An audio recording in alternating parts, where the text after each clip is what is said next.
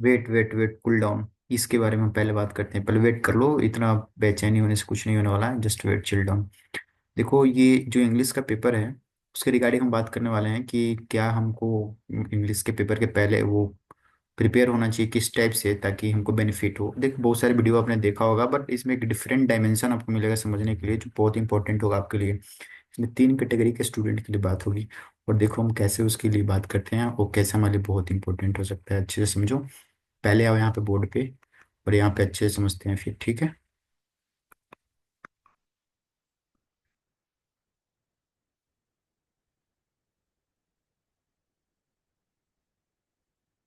ये देखो, यहाँ पे हम डिस्कस करेंगे इसके बारे में, ओके।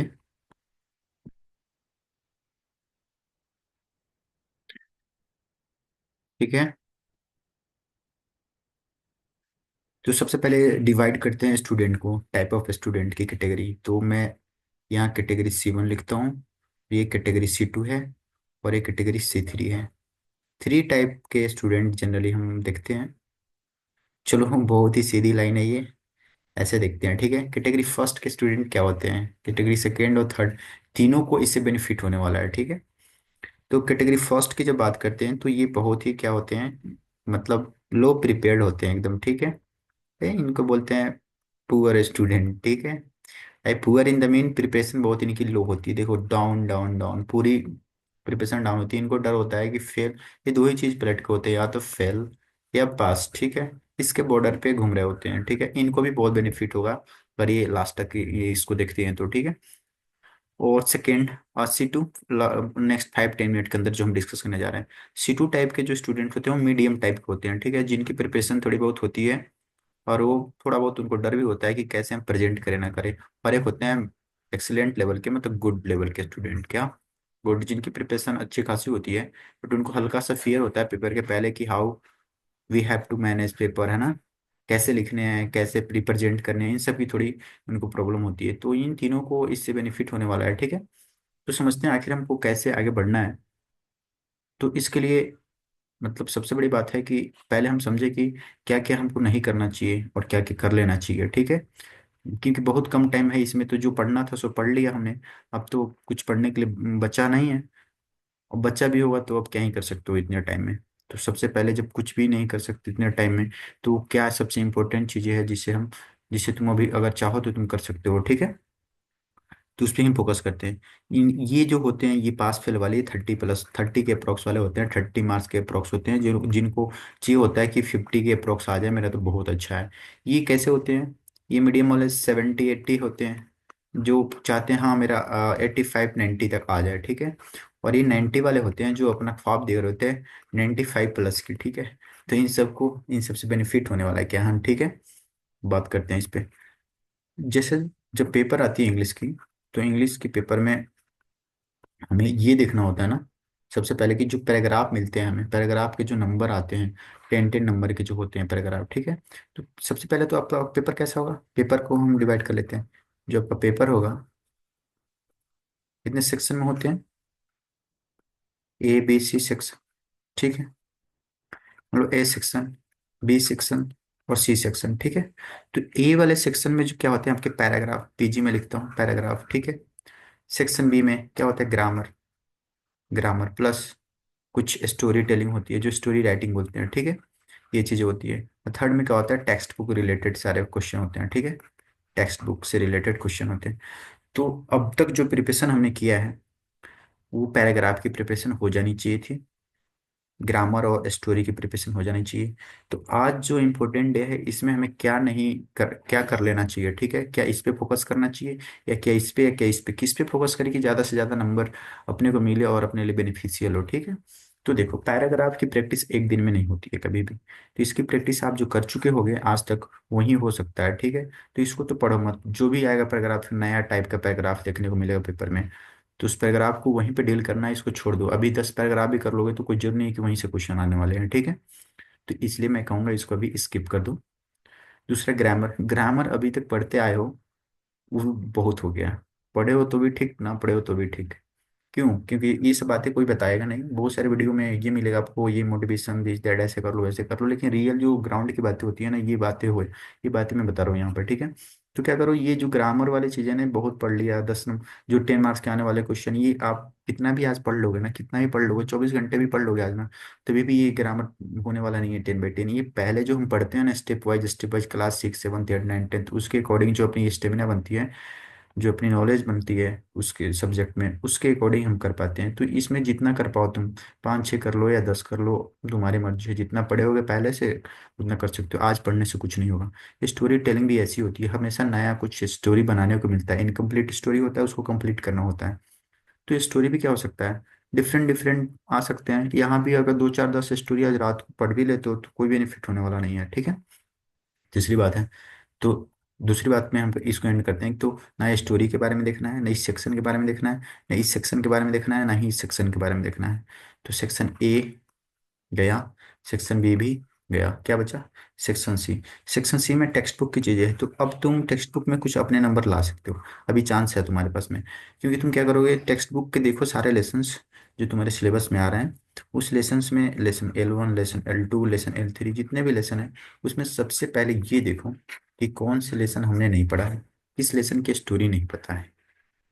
जो भी पोयम हो, जो भी लेसन है, उसके स्टोरी क्या, उसके पोयम बाकी है अभी। मान लो 10 पढ़ने थे, 10 लेसन पढ़ने थे, 10 लेसन में तुमने अभी तक 5 ही पढ़ रखा है। तो अब क्या करो, जो 5 लेसन बचे हैं ना, उस 5 लेसन में से 2-3 जो आज हो सकता है देख सकते हो यूट्यूब पे, या सुन सकते हो स्टोरी, या कहीं से भी, वो 2-3 स्टोरी और प्रिपेयर कर लो। पूरे 10 पे 10 मत करने जाओ, क्योंकि कुछ ऑप्शनल क्वेश्चन मिलेंगे जिसे सॉल्व कर लोगे तुम। तो ये 10 लेसन में से 7-8 लेसन कर लोगे तो सारे क्वेश्चन यहाँ से भी अटेम्प्ट हो जाएंगे। 10 के 10 मत करने लगना, ठीक है। तो 5 कर लो तो 2-3 और कर लो, या फिर अगर 5 नहीं कर रखे हो, मान लो लेट सपोज 4 कर रखे हो, तो भी 2-3 ही करो, ठीक है। यहाँ पे 2-3 लेसन जो करोगे, यहाँ से तुम्हें 5, 7, 10 नंबर तक बढ़ सकते हैं, ठीक है। तो तुम्हारा जो भी मेहनत है ये सेक्शन सी पे आज करो, कर सकते हो तो, या लास्ट टाइम एग्जाम की यही करना चाहिए। कि सेक्शन सी का मतलब यह है कि वो जिस टॉपिक से हम गेन कर सकते हैं उसके बारे में पढ़ाई करें, क्योंकि ये सब पैक की पढ़ाई होती है। और इस पे फोकस मत करो, ठीक है, ज़्यादा इधर ही फोकस करो, ठीक। बिकानी हो गई। अब ऐसा करने से क्या होगा कि जो भी 30 वाले थे ना, तो थोड़ा 2-3 लेसन पढ़ लेंगे, तो उनके 10 नंबर मान लो बढ़ जाते हैं, तो 40 के अप्रोक्स तो आ ही जाएंगे, ठीक है। अभी 1-2 और ट्रिक मैं बताऊंगा जिससे और नंबर भी बढ़ा सकते हो, कैसे देखते हैं, ठीक है। दूसरी बात यहाँ पे आती।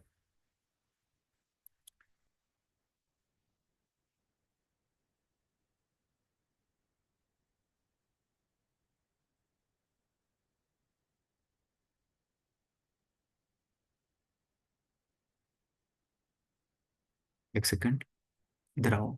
इसको मैं इरेज करता हूँ, ठीक है। इसको मैं इरेज करता हूँ ताकि थोड़ा सा एक्सप्लेन करने के लिए हो जाएगा चीज़ें, ठीक है।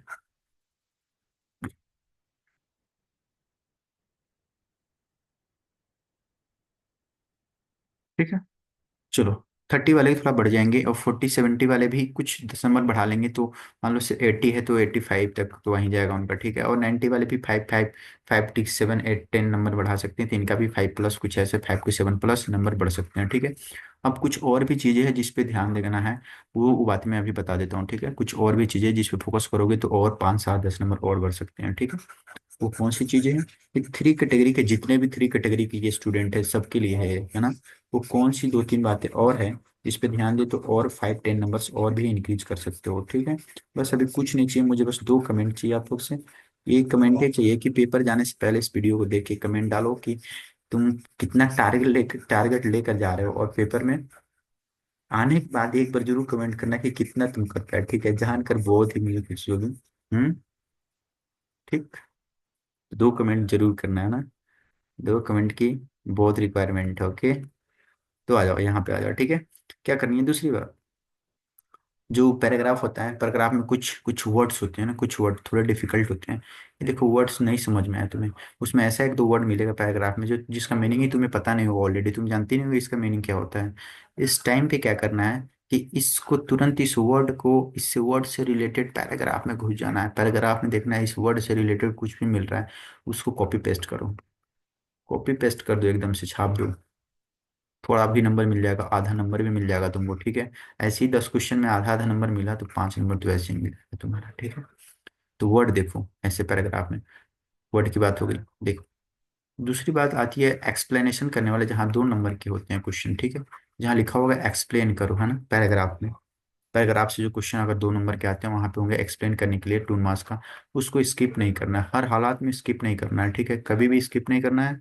उसको थोड़ा भी उससे रिलेटेड देख करके पैराग्राफ में खोजो, पैराग्राफ 1 में 2 में 3 में 4 में जहां भी मिलता है उससे रिलेटेड। अगर नहीं समझ में आता है कि क्या है इसका पार्ट का आंसर, तुम उसको उठाकर कॉपी पेस्ट करो।